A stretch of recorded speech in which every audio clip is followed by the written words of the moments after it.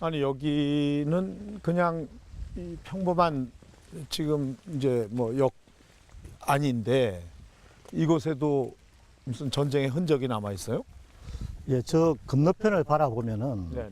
이 플랫폼 높이가 좀 높죠. 어허. 지금 보이는 저 얘기하는 거죠? 예. 그러네요. 지금 있는 곳보다도 훨씬 높은데요, 보니까? 저게 1948년 네네. 북한이 만드는 플랫폼입니다. 그러니까 전쟁 전에. 그렇죠. 아하. 이 지역이 45년 해방되면서 음. 북한 땅이 되었죠.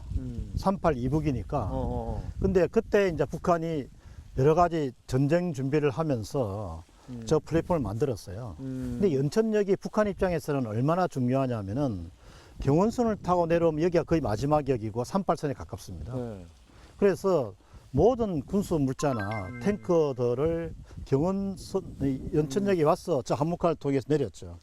그렇게 쉽게 하기 위해서 이 높이를 맞춘 거죠. 그러니까 화물칸에서 탱크나 뭐 이런 군수물자 실은 것들이 편하게 내릴 수 있도록 그 높이를 맞춰서 높였다는 거죠. 그렇죠. 지금. 그러고 보니까 바로 이 화물칸 문 열면 바로 내릴 수 있겠네요. 네.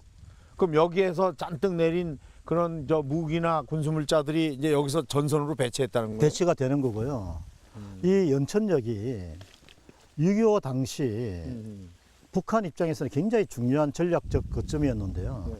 이 전쟁 준비를 하면서 이제 여기서 군수 물자도 내리고 또 6월 25일 직전 두세 달간에 계속 군인들이 배치가 됩니다. 네네. 그래서 여기 있는 사람들을 멀리 보내고요, 소개시키고 어허. 또 요위에 올라가면 상리 초등학교라고 있는데 거기에 군인들이 집결해서 남침을 준비를 하죠. 그러니까 인민군들이. 그렇죠. 그러니까 지금 이게 높이가 한 1.5 정도 될까요? 조금 안 되겠죠.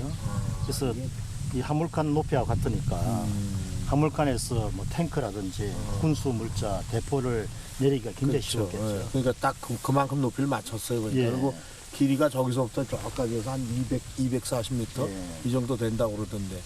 보통 그 열차에서 홈이 높을 이유가 없죠. 그건 유격도 쓰고 화물도 써야 되는데 이렇게 한 건 화물 전용이고 그렇죠. 또 이 지역이 가지는 군사적 의미 때문에 군사적 이유로만 글쎄. 목적으로 이렇게 한 거죠. 전쟁의 흔적입니다, 진짜. 예. 참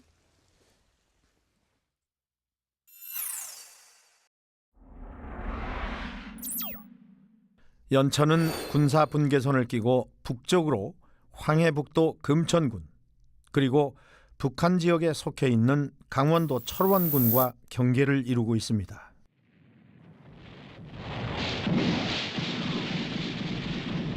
(1950년 6월 25일) 새벽 한반도에 울린 포성은 연천에서 시작됐다고 해도 과언이 아닙니다. 북한군은 당시 이 징계선이던 임진강을 건너 공격해왔습니다. 도감포, 고랑포 같은 곳이 6월 25일 새벽 기습 침투한 북한군을 상대로 방어 전투를 벌인 곳입니다. 최전방 중에서도 최전방이었기에 연천에서는 한국전쟁의 시작부터 마지막까지 치열한 전투가 많았습니다. 밀고 밀리는 치열한 공방 속에서 주민들은 고향을 떠나야 했습니다. 전선이 새로 형성될 때마다 아군의 진영이 되기도 적군의 진영이 되기도 했던 연천. 연천은 참혹했던 전쟁의 기억이 많이 남아있는 곳입니다.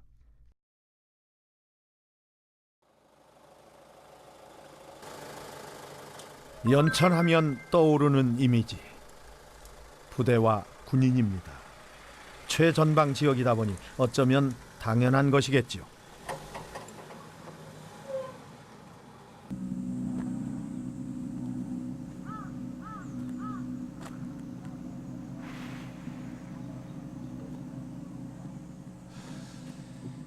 한반도의 허리는 군사 분계선으로 잘렸습니다. 그 단절은 남방 한계선과 북방 한계선으로 더욱더 확실해졌습니다. 총 길이 248km의 철책선이 만들어졌고 더 이상 갈 수 없는 땅이 됐습니다.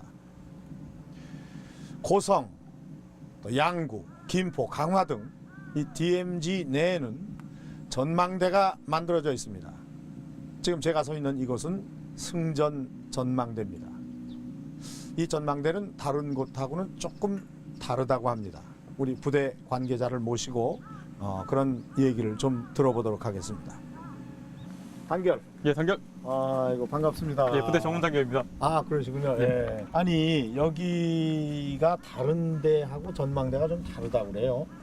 예, 저희가 일반적으로 이제 관측 장비를 이용해서 적을 관측하는 것은 다른 전망대랑 동일하지만 일반 관광객들이 오셨을 때 철책선상에 방책을 걷는 데는 저희 전망대가 좀 유일하다고 생각을 하시면 되겠습니다.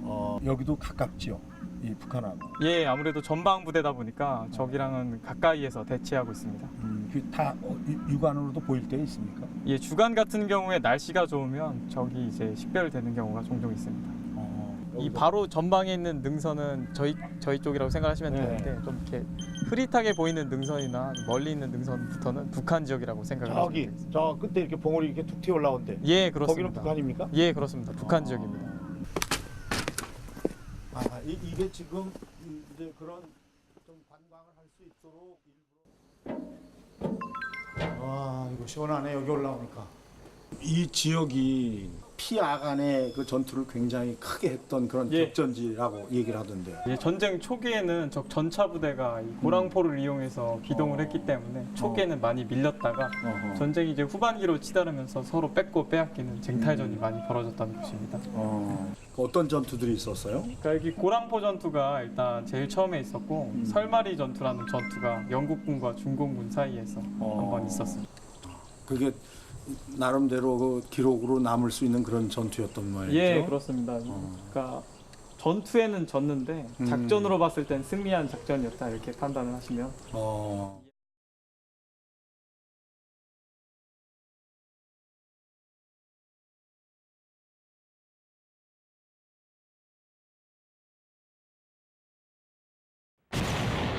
(38) 선상의 고지를 선정한 북한군은 임진강의 지류인 고랑포를 건너 남침했습니다.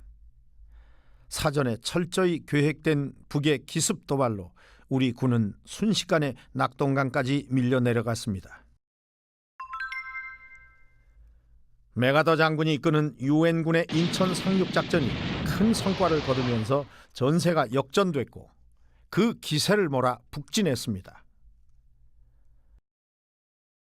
하지만 1950년 11월 중공군이 개입하면서 국군과 유엔군은 다시 밀려 내려올 수밖에 없었습니다.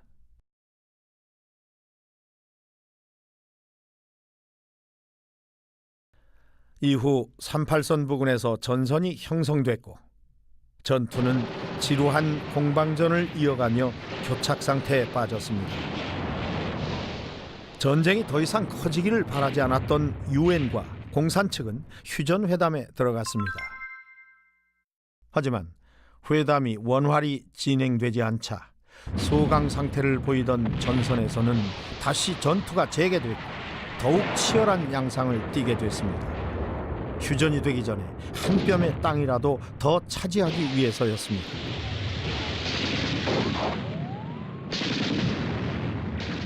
연천은 주변에 고지가 흩어져 있는 지형입니다.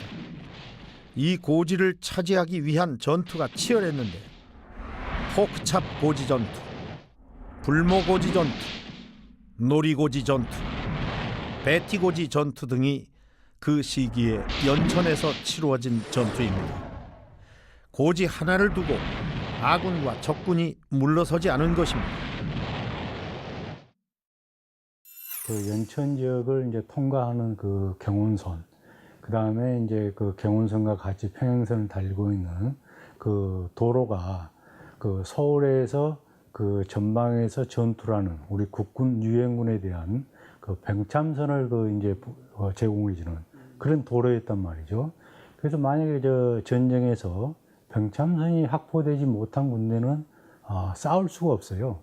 그래서 유엔군의 입장에서는 그 도로를 반드시 확보해야 되고 또 적인 그 중공군의 입장에서는 그걸 방해를 해야만이 유엔군의 그 작전에 호은선을 가지고 오면서 또다시 그 서울을 한번 이어갈 수 있고, 그렇게 못 되더라도 그 연천 지역에 타격을 줘서 그 지역을 이제 확보할 수 있다는 어떤 전략적 이념 때문에 그것에 대해서 유엔군하고 중공군 간의 전투가 굉장히 치열하게 이제 전개됐죠.